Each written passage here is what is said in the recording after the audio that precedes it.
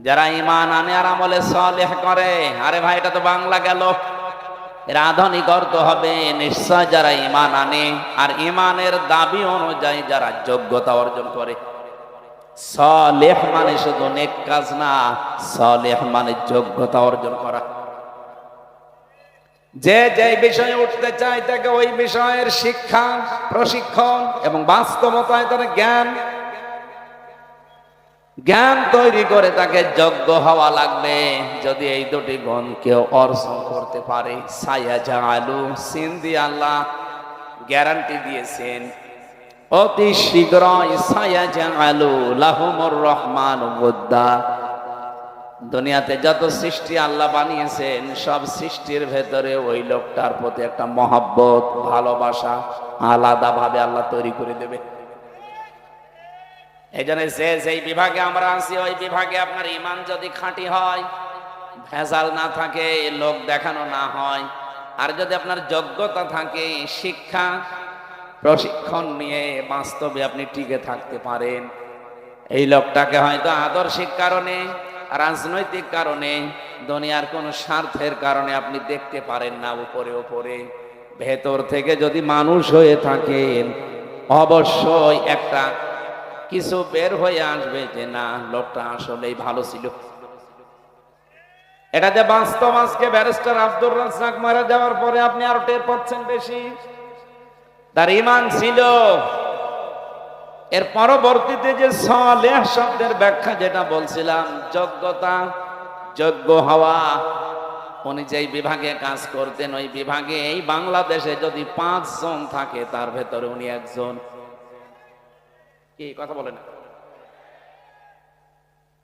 আমার মনে হয় 5 জন বললেও ভুল হবে। যদি একজন থাকে সে একজনই উনি। কারণ 5 জনের ভেতরে আমি বহু মানুষকে চিনি যাদের ব্যক্তিগত জীবন, পারিবারিক জীবন, সামাজিক জীবন, রাজনৈতিক জীবন, অর্থনৈতিক জীবন, আন্তর্জাতিক জীবন গুলো ভালো না, তারা কলুষিত করে ফেলেছে।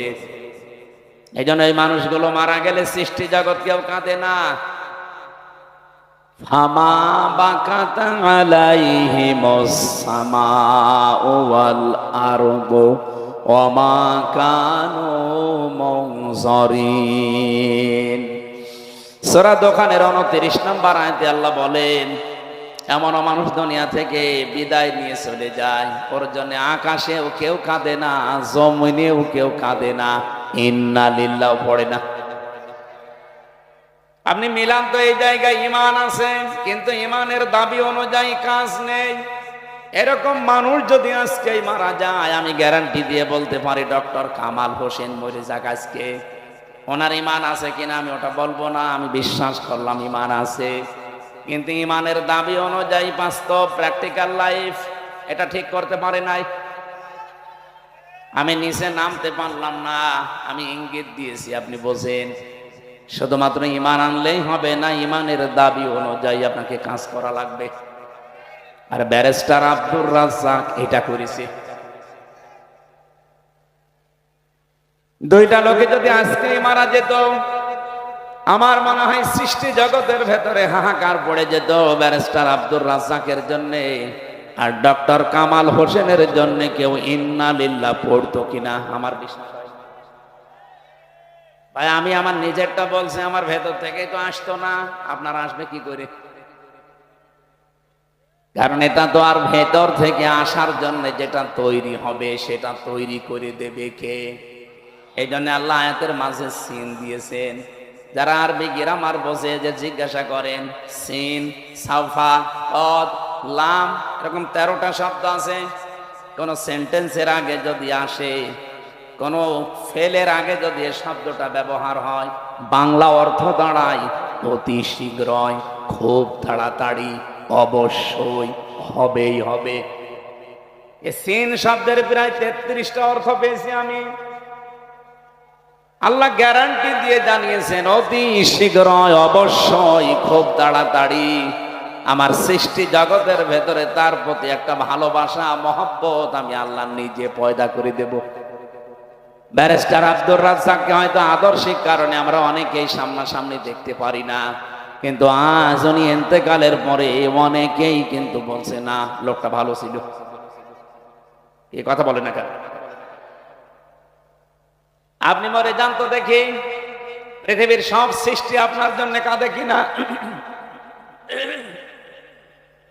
গত কয়েকদিন আগে মাইক্রোসফট, এটা খ্রিস্টানরা চালায়, তারা রিপোর্ট দিয়েছে সারা পৃথিবীতে 257টা দেশের মানুষের উপরে তারা গবেষণা চালিয়েছে। এই তথ্য তারা পেশ করেছে। তামাম পৃথিবীর 6 জন মানুষকে, শুধু আমি না, তামাম দুনিয়ার সবাই ঘৃণা করে, অপছন্দ করে, দেখতে পারে না। তার ভেতরে 1 নম্বরে নাম এসেছে নেতানিয়াহু। এটা পৃথিবীর এখন 1 নম্বরে নিকৃষ্ট জঘন্য মানুষ। 2 নম্বরে নাম এসেছে আমাদের প্রতিবেশী যে মোদি। 3 নম্বরে নাম এসেছে যেটার ওটা পালিয়েছে, ওইটার নাম বলা ঠিক না, যেহেতু আমাদের নিজের তো এবার নিজের গায়ে লাগবে, এজন্য বাংলায় বলে দিলাম যে পালিয়েছে। এই যে যেই কয়েকজন মানুষের নাম বলছি, এদের কর্মজীবন আপনি প্র্যাকটিক্যাল লাইফ একটু খোঁজ করে দেখেন তো। এই মানুষগুলোর ভুল সিদ্ধান্তের কারণে, এটা সূরা ইউনূসের ভেতরে পাবেন, 11 নম্বর পারা 19 নম্বর পৃষ্ঠা 4 নম্বর লাইনের 100 নম্বর আয়াতের শেষের দিকে আছে, ওয়ায়াজআলুর রিজসা আলাল্লাযীনা লা ইয়াকিলুন। আল্লাহ পাক বলেন, কোন মানুষ যদি তার জ্ঞান অনুযায়ী, যোগ্যতা অনুযায়ী, বিবেক অনুযায়ী কাজ না করে, তখন তার উপরে ভুল বিষয়গুলো আমি আল্লাহ চাপিয়ে দেই। আজ ইসরায়েলে এই নেতানিয়াহু, এই শয়তান, এই কোলাঙ্গার, এই অবৈধ সন্তান পৃথিবীর এই লোকটা এ ভুল সিদ্ধান্ত নেওয়ার কারণে আজ দেশটা দাবানলে পুড়ে শেষ হয়ে গেল। আজকে বিকাল 4:30টার রিপোর্ট দেখেছেন, যেভাবে আগুন আসতেছে, ওরা 112টা মেশিন ফিট করেছে। শুধু পানি দেওয়া না, স্প্রে পর্যন্ত। এ পৃথিবীর সবচাইতে বড় উন্নত মেশিন প্রযুক্তি, স্প্রে সব ইসরায়েলে পাওয়া যায়। এই যে আমি এখানে বসে কথা বলছি, বাংলাদেশের কোন জেলা, কোন থানা, কোন গ্রাম, এটা কোন জায়গায় বসে আছি, এটা ওরা ইসরায়েলে বসে কম্পিউটারে দেখতে পাচ্ছে। এরকম মেশিন পর্যন্ত ওরা বাংলাদেশে আড়ি পাতার জন্য পাঠিয়েছিল। আমি 3 বছর জেলখানায় ছিলাম। প্রথম যে 10 দিন রিমান্ডে ছিলাম, দ্বিতীয় দিন আমার এই রিমান্ডে জিজ্ঞাসা করছে যে সাতক্ষীরার মাওলানা আমিরুল ইসলাম বিলালী, উনি আপনার বাড়িতে কল দিয়ে এই কথা বলতে বলেছে যে আপনি বলবেন আমি জামাত ইসলাম করি না। আমি বলছি, এই কথা বললো কি করে? আমার মোবাইল তো আপনার কাছে, বাড়ির নাম্বার ট্যাগ করে ওরা এখান থেকে বসে বসে মেশিনের মাধ্যমে, এই আয়না ঘর যেটা বলা হয়, এটা মিনি, বিগটা তো আমি দেখিনি, ছোটটা আমি দেখেছি। এখানে বসে ওই মেশিন ফিট করে এই মামলার সাথে রিলেটেড যারা যারা আছে, মানে ওদের সন্দেহ হয় যার যার উপরে, তাদের নাম্বারগুলো সব এখানে ট্যাগ করা আছে। পৃথিবীর যেখান থেকে নাম্বারে কল দেন না কেন, ওরা কি বলছেন সব শুনতে পাচ্ছে। চিন্তা করলাম একটু দেখি, বানিয়ে বলি যে না, এ কথা বলার কথা না। পরবর্তীতে দেখি আমাকে এসব রেকর্ড শোনাচ্ছে। এই দেখেন কণ্ঠকার।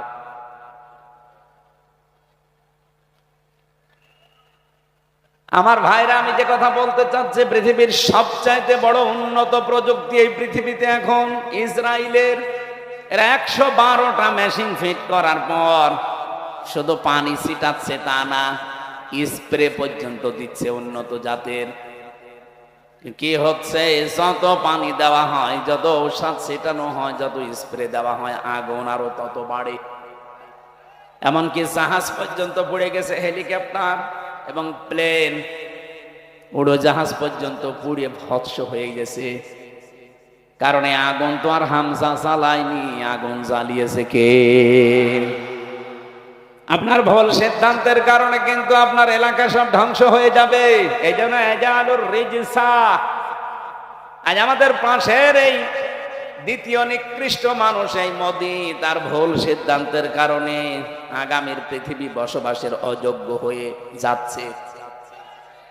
3 দিন আগে জন্য গোবিন্দ পরামানিক, বাংলাদেশে হিন্দু মহাজোটের মহাসচিব যিনি গোবিন্দ চন্দ্র পরামানিক, উনি অলরেডি জানিয়ে দিয়েছে, হে ভারত সহ বিশ্বের হিন্দু ভাইরা, আপনারা এই মাতাল মোদিকে থামান। এ মাতাল যদি না থামে, সামনে পৃথিবী বসবাসের অযোগ্য হয়ে যাবে। কারণ এখন অলরেডি ওরা দাঙ্গা লাগিয়ে দিয়েছে। কি কথা বলছেন? ভারতে অলরেডি দাঙ্গা চলছে। কিসের? পাকিস্তানের সাথে। দেখেন এ বাতাস আসলো বলে।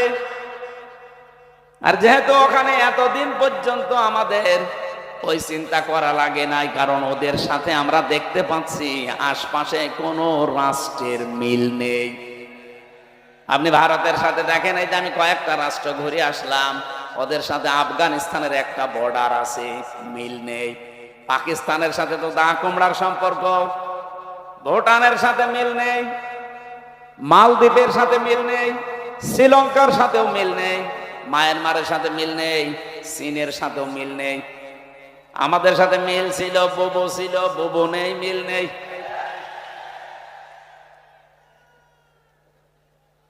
ও বুবু, আবার চলে আসেন।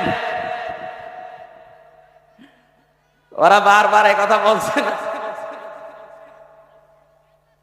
এতদিন শুনতাম যে বলতো আমাদের স্বামী স্ত্রীর সম্পর্ক, যদিও এই কথাটা বলা জায়েজ নেই, কারণ দাদা ফুল হাতা আর আমরা হাফ হাতা। এটা মনে হয় হাফ হাতা না ফুল হাতা? হ্যাঁ, মুসলমানে দিয়েছে,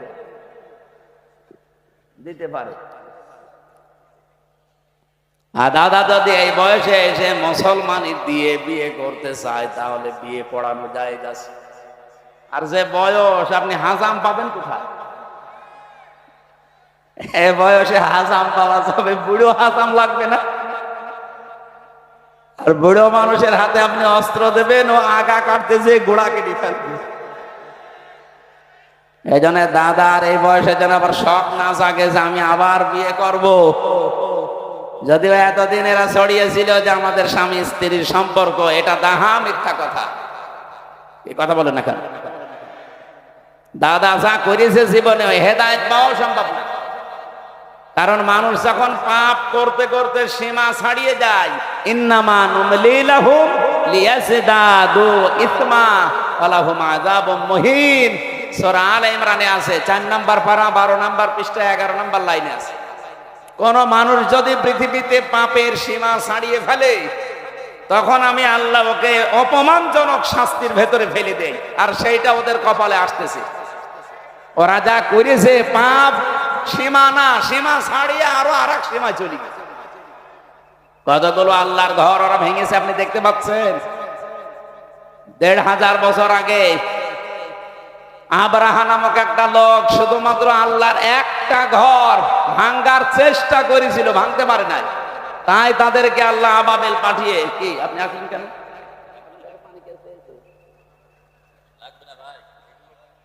না, আপনি তো শুনছেন না, তাহলে এসব ঝামেলায় আছেন। না না, কিচ্ছু করা লাগবে না। কিছু লাগলে আমি আপনাকে বলবো, ভালো করে শোনেন কি বলতে চাই। 1500 বছর আগে ওরা একটা ঘর শুধু আল্লাহর বাইতুল্লাহ কাবা শরীফ ভাঙার চেষ্টা করেছিল, ভাঙতে পারে নাই। 1.5 কিলোমিটার আগ থেকে ওদেরকে কাজ মাকরুল বানিয়ে দিয়েছে আল্লাহ। কি কথা বলেন না কেন? আর এখন একটা দুইটা না, কতগুলো ঘর তারা ভেঙে দিল ধোয়া ধোয়া তুলে। কি ধোয়া? ধোয়া ধোয়া। ওরা এখন ধোয়া তুলেছে যে এই জায়গায় নাকি মন্দির ছিল, এই জন্য ভেঙে এখন আবার মন্দির বানাবো। পৃথিবীর মানুষ মাটির নিচে তেল পায়, গ্যাস পায়, সোনা পায়, রূপা পায়, আর ওই শয়তানরা শুধু মাটির নিচে মন্দির পায়। ওরে যদি উলঙ্গ করে পিটাতে পারতাম,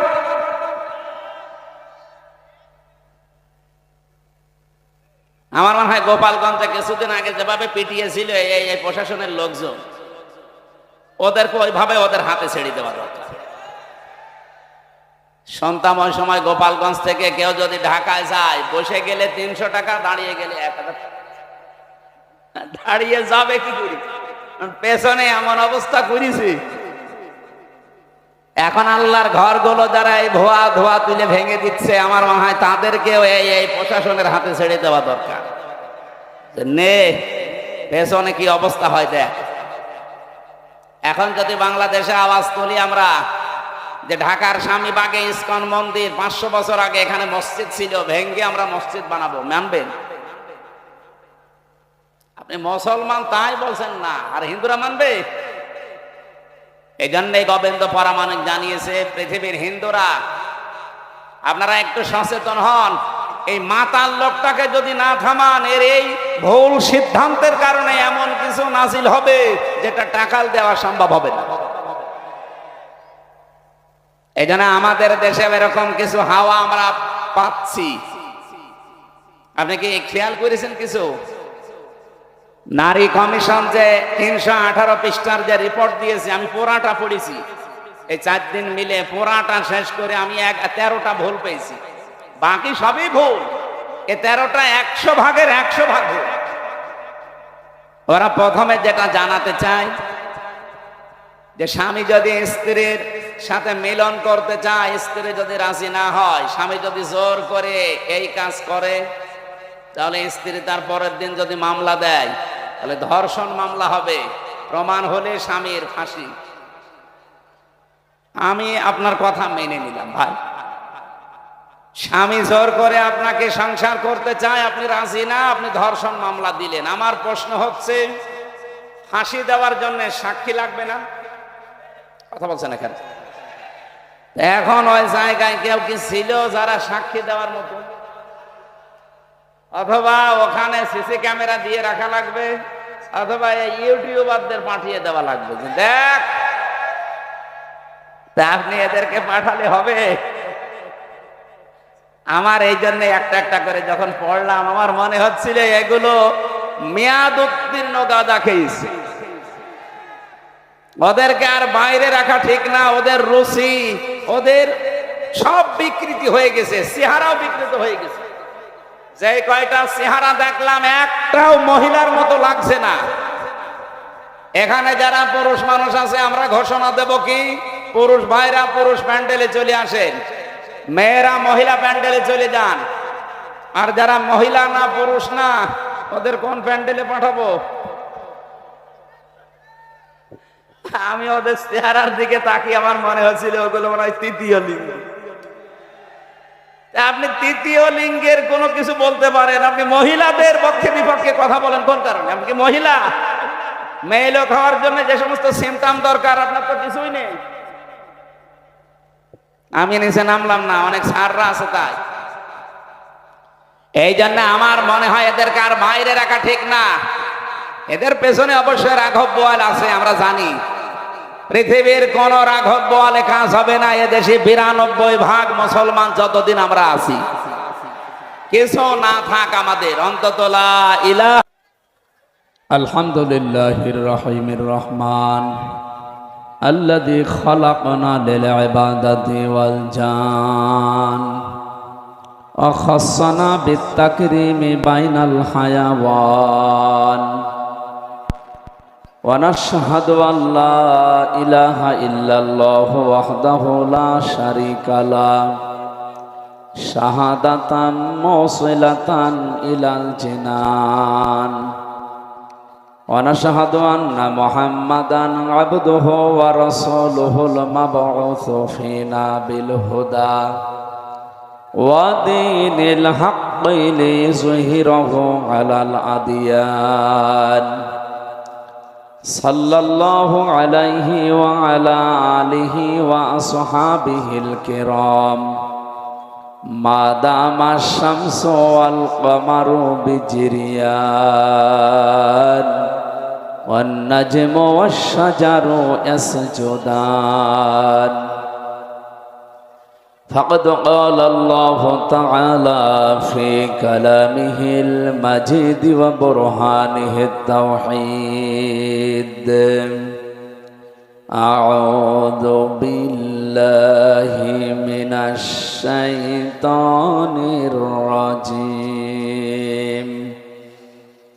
বিসমিল্লাহির রহমানির রহিম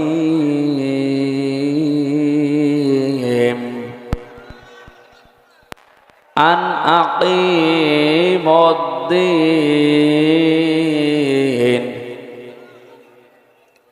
আন আকিমুদ্দিন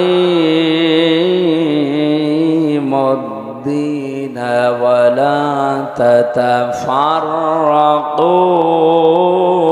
ফীহি কাবুরা আলাল মুশরিকিনা মা তাদউহুম ইলাইহি আল্লাহু ইয়াজতাবি ইলাইহি মান ইয়াশাউ ওয়া ইয়াহদি ইলাইহি মান ইউনীব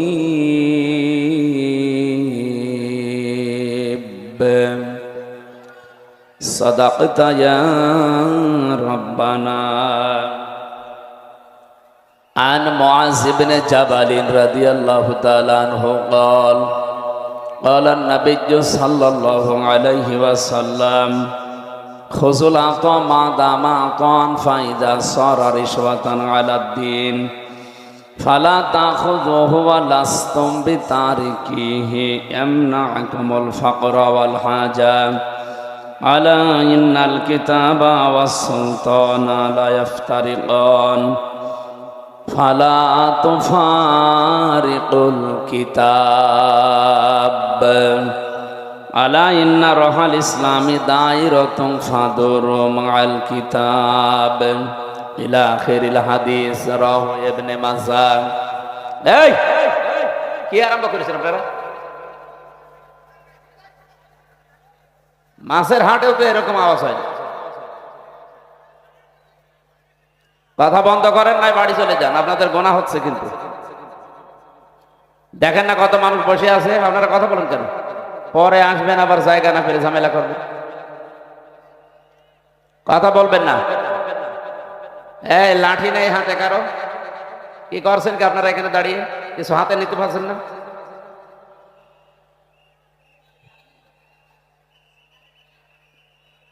হ্যাঁ কথা বলবেন না ভাই যাদের জায়গা সমস্যা বসা সমস্যা বাড়ি চলে যান আপনার সময় নেওয়ার দরকার নেই আপনি অন্য ডিস্টার্ব করবেন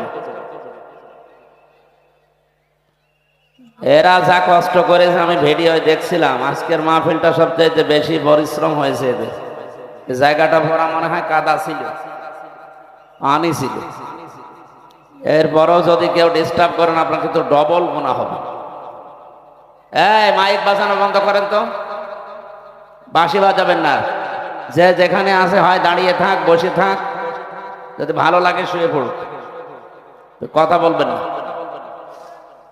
বাংলাদেশের ঐতিহ্যবাহী জেলা একটা নাটক লালপুর থানার অন্তর্গত দেবড়পাড়া বধিরামপুর যুব সমাজের উদ্যোগে অষ্টম বাৎসরিক তাফসীরুল কোরআন মাহফিলের স্বনামধন্য সভাপতি অত্র এলাকার সর্বজন শ্রদ্ধাভাজন ব্যক্তিত্ব বিশিষ্ট শিক্ষাবিদ জনাব AHM মমতারুল আজাদ দামাত বারকাতুহুমুল আলিয়া বলেন আমিন মাহফিলের প্রধান অতিথি সারা জীবন জ্ঞানের আলো ছড়িয়েছেন আপনাদের এলাকার সন্তান জনাব মোহাম্মদ রফিকুল ইসলাম মুকুল এখানে বিশেষ অতিথি হিসাবে উপস্থিত আছেন সার্জেন্ট মোহাম্মদ এমদাদুল হক জনাব রফিকুল ইসলাম রফি জনাব রফিকুল ইসলাম এই এলাকায় রফিকুল বেশি নাকি আলহাজ সিরাজুল ইসলাম আমজাদ হোসেন রাশিদুল ইসলাম মমতাজ উদ্দিন আজিজুর রহমান সদর আলী আব্দুর রাজ্জাক আরাফানা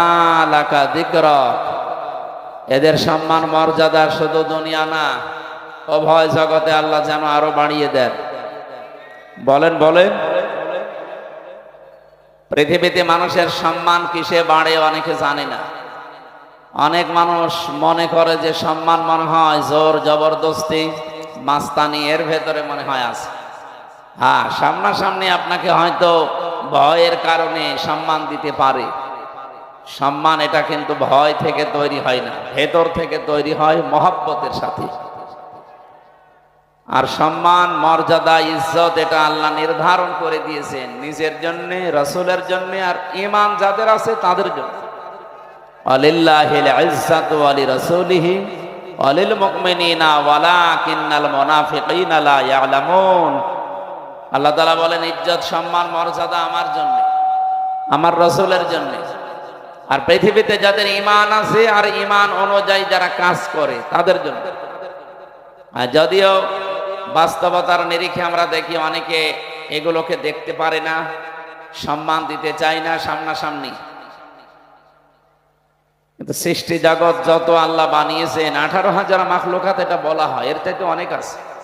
সব সৃষ্টির ভেতরে যাদের ঈমান অনুযায়ী কাজ হয়, ঈমান অনুযায়ী যারা দুনিয়াতে কাজ করতে পারে, আমল করতে পারে, তাদের প্রতি মহব্বত, ভালোবাসা আল্লাহ নিজে তৈরি করে দেয়। এটাকে আমি বানালাম? বলেন বলেন। এখানে কি এত নড়াচড়া করেন কেন? ফ্যান দেওয়া লাগবে না। ঠিক আছে, বসেন বসেন, বাইরে রেখে দিয়ে ভালো করে বসেন তো।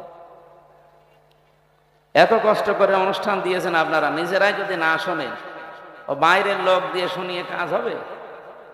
নিজেরা আগে শোনেন। আর এখানে যদি কেউ দাঁড়ায় না, ছেলাই বসেন বসেন। মানুষের মর্যাদা, সম্মান যেহেতু আল্লাহ ঈমান এবং এই ঈমানের উপরে ভিত্তি করে যারা কাজ করবে তাদের প্রতি এটা নির্ধারণ করে দিয়েছেন, নির্দিষ্ট করে দিয়েছেন। ইয়ারফাইল্লাহুল্লাযীনা আমানু মিনকুম ওয়াল্লাযীনা উতুল ইলমা দারাজাত। সূরা মুজাদালার 11 নম্বর আয়াতের মাঝের অংশে আছে, পৃথিবীতে যাদের ঈমান আছে আর ঈমান এবং যারা জ্ঞান পেয়েছে, ইলম পেয়েছে, এই দুইটা গুণ যাদের ভেতরে পাওয়া যাবে। ইয়ারফা এটা মুজারে, বর্তমান, ভবিষ্যৎ, প্রেজেন্ট, ফিউচার।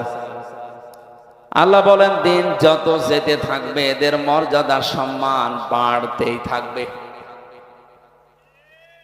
আয়াতের ব্যাখ্যায় আমি একটা আয়াত পেয়েছি, সূরা মারিয়ামের 96 নম্বর আয়াত। নবীদের শেষ নবী, এইটা কাদিয়ানীরা মানে না। ওরা বলে যে মা কানা মুহাম্মদ, ঠিক আছে, আলা আহাদিম মির রিজালিকুম, এটা ঠিক আছে, ওয়ালাকির রাসূলুল্লাহ, এটাও ঠিক আছে, কিন্তু ওয়ালাকির রাসূলুল্লাহর পরে ওয়া খাতামান নাবিয়্যিন, উনি শেষ নবী, এটা ঠিক নেই। শেষ নবী হচ্ছে গোলাম মুহাম্মদ খান। এতটুকু অস্বীকার করার কারণে কাদিয়ানীরা কি বলেন বলেন? আমরা চাই তাদেরকে অমুসলিম ঘোষণা রাষ্ট্রীয়ভাবে করা হোক। বারবার কিন্তু আহ্বান জানানো হয়েছে এই 92% মুসলমানের দেশে। হ্যাঁ, তারা অমুসলিম হয়ে থাক, তারা ইহুদি, খ্রিস্টান, বৌদ্ধ, মুশরিক, হিন্দু, মাজুসি, এদের মতো থাকবে, কোনো অসুবিধা নেই। কিন্তু আপনি মসজিদ বানাবেন, আজান দেওয়ার সময় এই যে দর্শনা, চুয়াডাঙ্গা দর্শনা উথলি একটা মসজিদ আছে কাদিয়ানীদের, ওরা মুহাম্মদুর রাসূলুল্লাহ আজান দেয় না। আহমদ, গোলাম আহমদ কাদিয়ানী, এই সব তো আজানের মাঝে জুড়ে যায়। এজন্য বারবার আমরা কিন্তু বিভিন্ন কায়দায় আহ্বান জানিয়েছি। আপনারা যদি গন্ডারের চামড়া নিয়ে থাকে, গন্ডারকে নাকি কাতুকুতু দিলে 3 দিন পরে টের পায় যে আমারে কাতুকুতু দিয়েছে। এদের অবস্থা যদি এই হয়, জুলাই আগস্ট কিন্তু শেষ হয়ে যায়নি, আবার 1-1.5 মাস পরে আরম্ভ হবে। যারা দায়িত্বে আছেন, আপনারা জুলাই আগস্টের ফসল, জনগণ, ছাত্র জনতা আপনাদেরকে জায়গায় বসিয়েছে। সুতরাং এ দেশের মানুষের সেন্টিমেন্ট বুঝবেন। উল্টাপাল্টা সিদ্ধান্ত নিয়ে বিভিন্ন কল কাঠি যারা নাড়াচ্ছে তাদের কথা শুনে আবার দেশটা অস্থিতিশীল করবে, নিজেও থাকতে পারবেন না, আমাদের কপালও আগুন লাগাবে। কি আমাদের দেওয়ালে পিঠ থেকে গেলে তো তখন আর কামড় দেওয়া ছাড়া উপায় থাকবে না। কথা বলেন না কেন?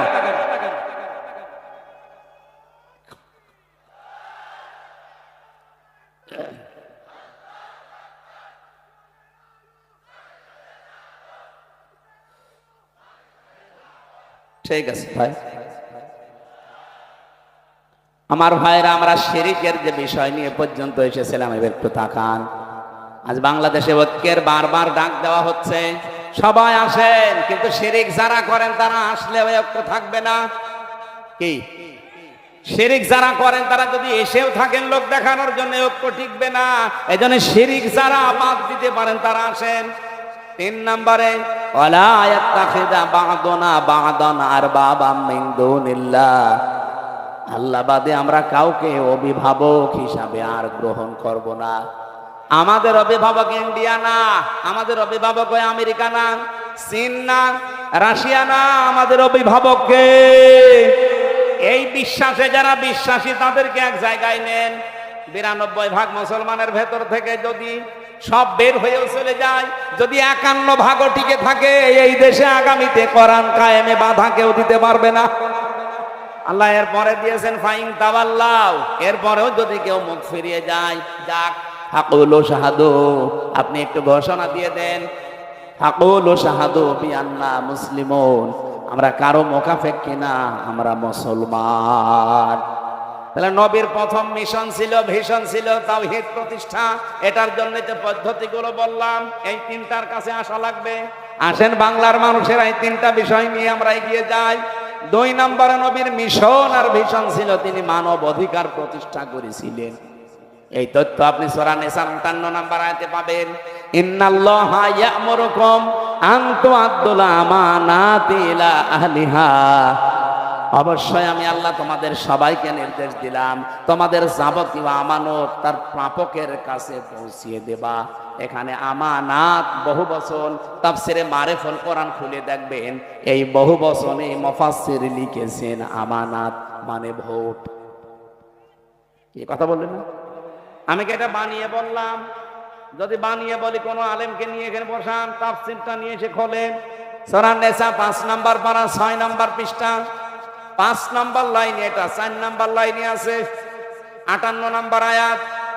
অবশ্যই আমি আল্লাহ তোমাদের সবাইকে নির্দেশ দিলাম, শুধু হামজাকে না, কুম বহু বচন, সবার জন্য আমার নির্দেশ, তোমাদের যাবতীয় আমানত তার প্রাপকের কাছে পৌঁছিয়ে দিবা। যেহেতু আমানত মানে উনি ভোট লিখেছেন, সুতরাং আগামীতে এই দেশে আমরা চাই 300 জন এমপি দাঁড়াবে।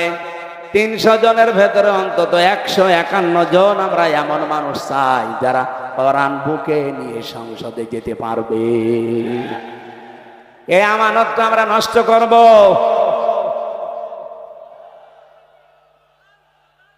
এই আমার কথা বলতে দিন ভাই।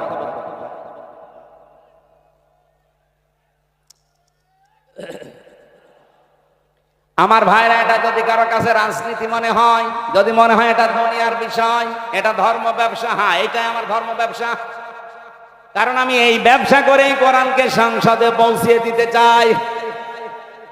আগামীতে আবুল কালাম আজাদ ভাইয়ের মতো যদি বাংলার 300 এমপির 151 জন কোরআন বুকে নিয়ে যেতে পারে, ওয়াইদা হাকামতুম বাইনান নাস আন তাহকুমু বিল আদলি, যখন তোমরা বিচার করবা মানুষের মাঝে, ন্যায় বিচার করবা, তো ওখানে যদি আপনি কোরআন নিয়ে যেতে না পারেন, ন্যায় বিচার করবেন কি দিয়ে? এই 54 বছরে ন্যায় বিচার দেখতে পাইনি, শুধু এইটা নেই তাই। একটু সুযোগ করে দেন না কেন? 54 বছর তো বিভিন্ন জিনিস দেখলেনি, একবার একটু পাগলামি করে হোক আর যেভাবে একটু দেখেন না কেন? আপনি একবার যদি দেখতে পারেন যে এটা বিচার ব্যবস্থায় চলছে, আমি আল্লাহর কসম দিয়ে গ্যারান্টি দিতে পারি জীবনেও বিনা কারণে জেল খাটা লাগবে না। এই জন্য মানব অধিকার প্রতিষ্ঠা করা এটা রাসূলের মিশন ছিল, ভিশন ছিল। আমাদের জীবনেরও মিশন আর ভিশন এটা হওয়া লাগবে।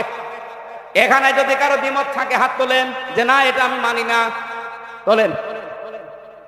এখানে কেউ কিছু বলছেন না, চলে যাওয়ার পরে যদি লালপুর বাজারে কালকে গিবত করেন না, দাঁত মুখ খুলে ফেলবেন। আমি চলে গেলে এরা গিবত করবে, না কিছু বলে গেল বুঝলাম না, বুঝলেন না মানে সব বুঝতেছেন আপনি। নবীজির জীবনের মিশন ছিল, উনি মানব অধিকার প্রতিষ্ঠা করেছিলেন। আর মানব অধিকার প্রতিষ্ঠা করার জন্য ক্ষমতা লাগে, আইন লাগে, সেটা হাতে আছে আমাদের? নেই। খুজলা দামা দামা তান ফাইদা সারা রিশওয়াতান ফিদ্দিন ওয়ালাস্তুম বিতারিকিহি ইয়ামনাকুমুল ফাকরা ওয়াল হাজা আলা ইন্না রিহাল ইসলামি দাইরাতুন ফাদুরু মাআল কিতাবি হাইসুদার আলা ইন্নাল কিতাবা ওয়াস সুলতান লা ইফতারিকান ফালা তুফারিকুল কিতাব। এদিকে তাকান, হযরত মুআয ইবনে জাবাল রাদিয়াল্লাহু তাআলা আনহু যেদিন ইয়ামেনের গভর্নর হয়ে তিনি যাবেন, ঘোড়ার রাকাবের ভেতরে তিনি অলরেডি পা তুলে দিয়েছেন। নবীজি ডাক দিয়ে বললেন, তোমাকে একটা দেশের দায়িত্ব দিয়ে পাঠাচ্ছি, হাদিয়া তোফা তোমার কাছে আসবে, তুমি যেহেতু দায়িত্বে আছো।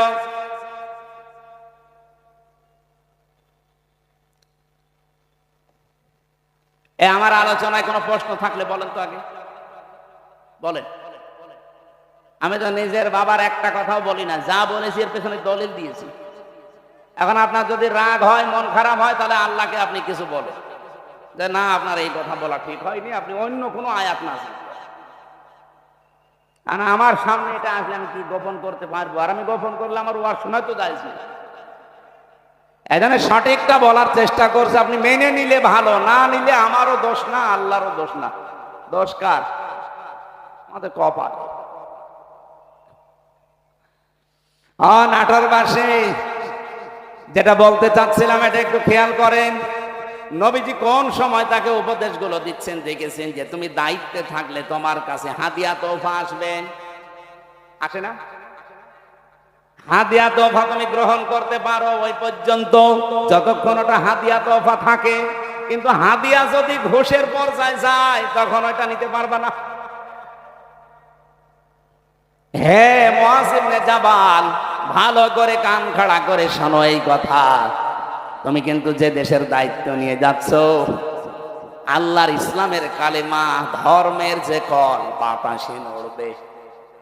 এমন সময় তোমার সামনে কিছুদিনের ভেতরে চলে আসবে, আলা ইন্নাল কিতাবা ওয়াস সুলতানা লা ইফতারিকান।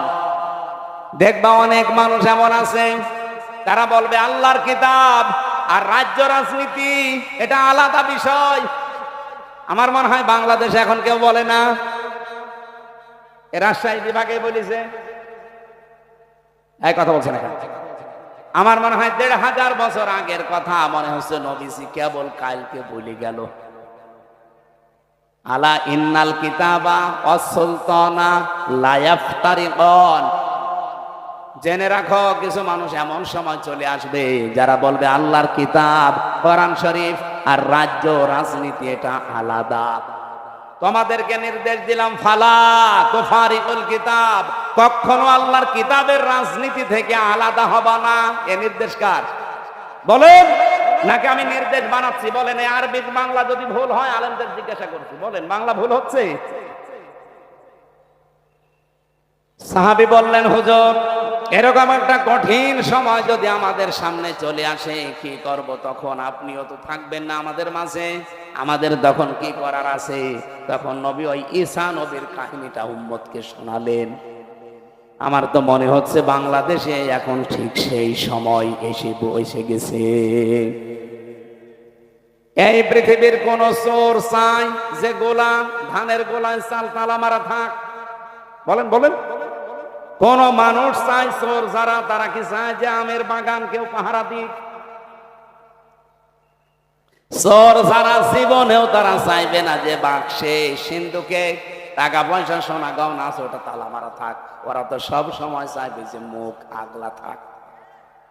এই পৃথিবীতে যদি সত্যি যারা আসল চোর, তারা কখনো চাইবে না যে এই দেশে যারা ন্যায় পরায়ণতা কায়েম করতে চায় এই মানুষগুলো ক্ষমতায় যাক। কারণ এরা ভালো করে জানে এরা গেলে আমার হাত থাকবে না, কারণ আমি যত চুরি করেছি। এই বাংলাদেশে অনেক চোর আমার মনে হয় স্বভাবে করে না, অভাবে করে, সেগুলো মাফ। কিন্তু যারা স্বভাবে করেছে এদেরকে আল্লাহ মাফ করতে নিষেধ করে দিয়েছে, তাদের হাত কাটার নির্দেশ দিয়েছে।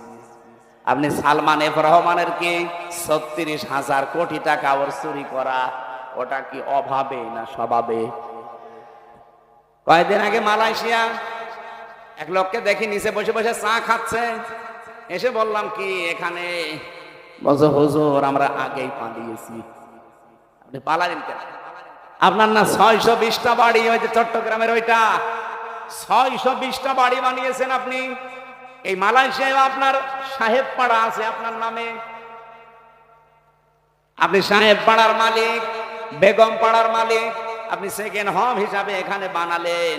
এই সিঙ্গাপুরে বাড়ি আছে, থাইল্যান্ডে বাড়ি আছে, মালয়েশিয়া বাড়ি আছে, কত দেশে আপনার বাড়ি, কিন্তু আজ আপনি থাকতে পারেন না বাড়িতে। ওগুলো সব তালা লাগিয়ে থাকেন আপনি এখন এই হোটেলে। ধরে রাখবো কি করে? আমি বললাম আপনি সাহেব পাড়ায় যেতে পারেন না, বলছে ওখানে যাব। বাংলাদেশের 20 লাখ মানুষ এই মালয়েশিয়া আছে, আমারে যদি দেখে তো ভর্তা বানিয়ে ফেলবে। এই জন্য চুরি চুরি করে আসি, মাঝে মাঝে নামি আবার উঠে পড়ি। কি জীবন, জেলখানার মতো হয়ে গেছে। কয়দিন থাকবে ভাবে? একদিন না একদিন তো আপনি কারো সামনে পড়বেন। আমার সামনে যেমন পড়েছিলেন, বলছে দোয়া করি, কি দোয়া আপনার? হ্যাঁ, আপনার জন্য দোয়া আসবে। 620টা বাড়ি বানিয়েছেন আপনি, তা বাবার টাকা দিয়ে যদি বানাতেন, সব তো জনগণের টাকা। এগুলো কিন্তু চুরি করেছে অভাবে না, কিসে? মানবাধিকার প্রতিষ্ঠার জন্য আল্লাহ এই জন্য আমানত শব্দের পরে দিয়েছেন ওয়াইদা হাকামতুম বাইনান নাস, যখন মানুষের ভেতরে বিচার করবা, আনতাহকুমু বিল আদলি, তখন ন্যায় বিচার করবা। ও বাংলার মানুষেরা, বারবার এটা আমরা ক্লিয়ার করার চেষ্টা করছি। এই দেশে যতদিন আল্লাহর বিধান আমরা মানুষের ভেতরে কায়েম করতে না পারবো, ন্যায় বিচার শুধু ওয়াজের দ্বারা সম্ভব না। এইটা আপনার বুঝতে যত দেরি করবেন, তত ন্যায় বিচার পেতে দেরি হয়ে যাবে। নবীদের মিশন এইটা ছিল, 3 নাম্বার নবীর মিশন ছিল দিন যেন জমিনে কায়েম হয়।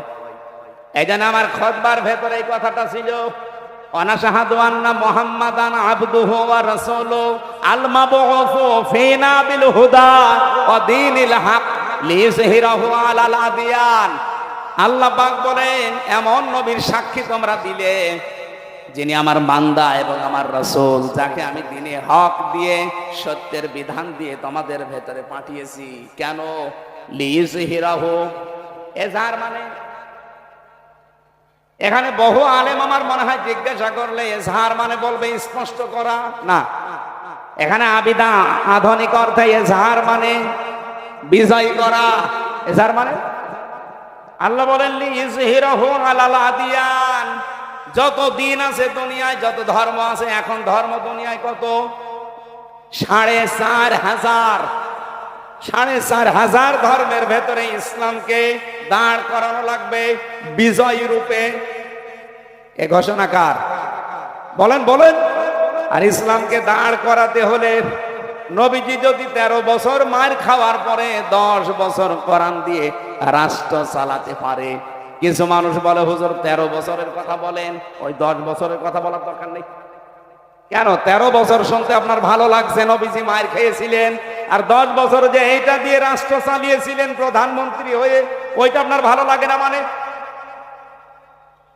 সিরাত ইবনে হিশামে দেখবেন নবীর জীবনীকে 4 ভাগে ভাগ করা হয়েছিল। মক্কার জীবনটা প্রথমে 3 বছর, এরপরে 5 বছর, এরপরে 2 বছর, এরপরে 5 বছর, না এরপরে 3 বছর, সব মিলে কত? 13 বছর। প্রথমে 3, এরপরে 5, এরপরে 2, এরপরে 3, এই 4টা ভাগে নবীর পরা মক্কার জীবনকে ভাগ করা আছে। আমি বাংলাদেশের সাথে অলরেডি এটা মিলিয়ে দেখেছি, আমরা এখন এই 4 নাম্বারটায় আছি। কি কথা বলেন না কেন? নবীজি 3 বছর জেলে ছিলেন, তার অনেক আত্মীয় স্বজন সাহাবায়ে কেরাম হারিয়েছিলেন।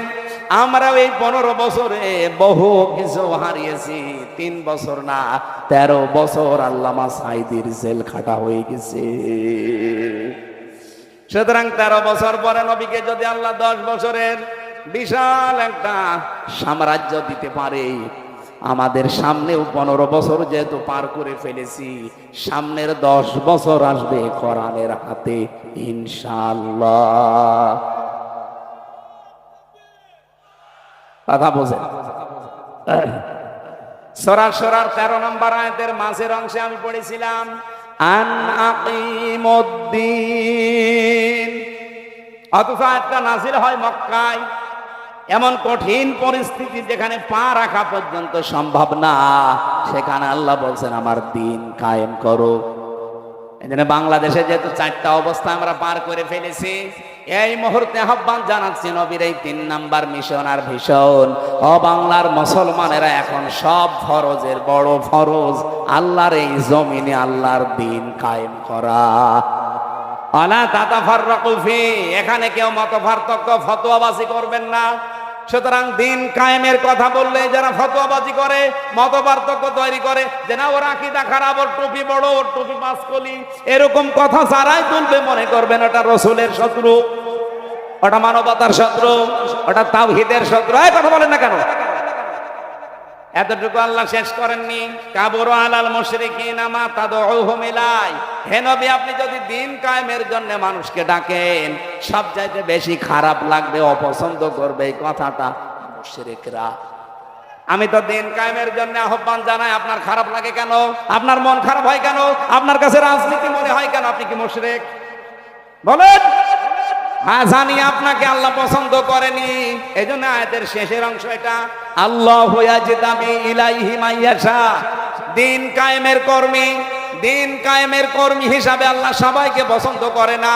আল্লাহ যাকে ছাঁটাই করে দেয় সে বাদ, আল্লাহ যাকে বাছাই করে, নির্বাচিত করে, পছন্দ করে, নির্ধারিত করে, এ যেতেবা শব্দ আছে।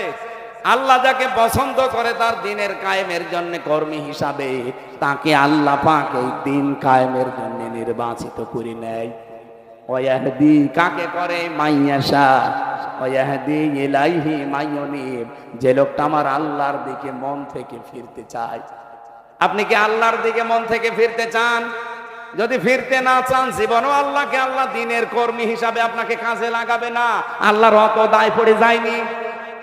এই দেশে ইসলাম কায়েম না হলে আল্লাহর কোনো ক্ষতি আছে? ক্ষতি আপনার, ক্ষতি আমার। কারণ জীবনের শেষ দিন পর্যন্ত এই কাজে নিজেকে জড়িয়ে রাখা, এটা নামাজ রোজার চাইতেও বড় ফরজ। দলিল সূরা হিজর 14 নম্বর পারা 6 নম্বর পৃষ্ঠা, এটা মানে 6 নম্বর লাইনের শেষ নাম্বার আয়াত, সূরা হিজরের 99 নম্বর আয়াতে আছে, ওয়া'বুদ রাব্বাকা হাত্তা ইয়াতিয়াকাল ইয়াকিন। ওই দিন পর্যন্ত ইবাদত করো যতদিন তোমার কাছে ইয়াকিন না আসে, মরণ না আসে। এজন্য সব ফরজের বড় ফরজ। নবীদের জীবনের শেষ মিশন আর ভীষণ দিন কায়েম। সবাইকে আল্লাহ দিয়ে করাবে না, যাকে আল্লাহ নির্বাচিত করে, ছাঁটাই না করে বাছাই করে রাখে, তাকে আল্লাহ এই কাজে লাগাবে। আল্লাহ আমাদেরকেও যেন ছাঁটাইয়ের ভেতরে না ফেলে, বাছাইয়ের ভেতরে আল্লাহ ফেলে দেন, বলেন আমিন। এবার আমি মেয়েদের কয়েকটা কথা বলতে চাচ্ছি। এখানে আছেন আপনারা?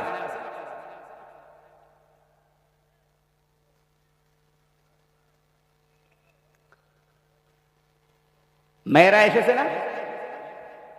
সম্মানিত মা বোনরা, কয়েক মিনিট আপনার জন্য আমি শিক্ষামূলক কয়েকটা কথা বলতে চাই। মাত্র 5টা মিনিট সময় দিচ্ছি। এই মাহফিলটা যেহেতু কাদা ছিল, এখানে পানি ছিল, এর আজকে আপনি ভিডিও দেখেছেন, আমার নিজেরই কেমন আফসোস লাগছিল যে কোরআনের জন্য এলাকার মানুষেরা এত কষ্ট করতে পারে। যার যতটুকু সামর্থ্য আছে আপনারা দিয়েছেন, আমি দেখেছি। বাড়ি যাওয়ার সময় শুধু ভাড়াটা বাদ দিয়ে এদের কাছে আপনারা একটু উৎসাহের জন্য দিয়ে যাবেন। এটা মাদ্রাসার মাহফিল, যার যা আছে অবশ্যই দয়া করে এদের কাছে একটু দিয়ে যাবেন। আমি এরপরে মেয়েদের কথা বলার পর আমার একটা লিখিত বই আছে মেয়েদের উপরে, এত বই নিয়ে এসেছেন। এটা আদর্শ নারী, মেয়েদের 6 জন আদর্শ নারী পৃথিবীতে আছে, তাদেরকে আদর্শ মানা যায়। এই বইটা মেয়েদের জন্য স্পেশাল ভাবে। আর দাম্পত্য জীবনের কলহ কেন হয়, এই যে মারামারি, গন্ডগোল, মনোমালিন্য কেন হয়, এটা কিভাবে মিটাবেন, সেই পদ্ধতিগুলো লেখা আছে। 120 পৃষ্ঠা লিখেছি। এটা জেলখানায় বসে বসে লেখা। আপনারা পারলে এই বইগুলো নিয়ে যান। আর সৃষ্টি জগৎ, এটা শিক্ষিত মানুষদের জন্য। সৃষ্টি আল্লাহ একেবারে ওই প্রথম থেকে শুরু করে, এটা সবার জন্য দরকার না, এটা শিক্ষিত মানুষদেরকে নিলে হবে। গাড়িতে পাওয়া যায়, যদি পান যাওয়ার সময় নেবেন। এক হয় আপনাদের লোক তো ভেতরে প্রশ্ন দিচ্ছে, আগে শেষ হোক। এক হয় আপনারা লোক কই ভাই? এই ব্যাগ যদি নাও নিয়ে যায়, আপনারা যাবার সময় ওনাদের ওখানে দাঁড়িয়ে থাকবে যারা ড্রাম নিয়ে, ব্যাগ নিয়ে ওই জায়গায় একটু দিয়ে দিয়ে। মা বোনেরদের জন্য বলছি, একমাত্র